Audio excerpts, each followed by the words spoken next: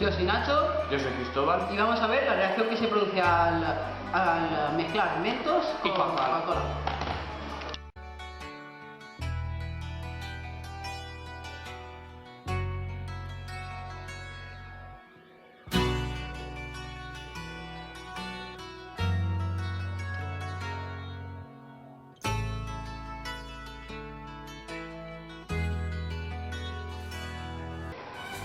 Con que este experimento puede ser un poco peligroso, lo vamos a realizar en el exterior.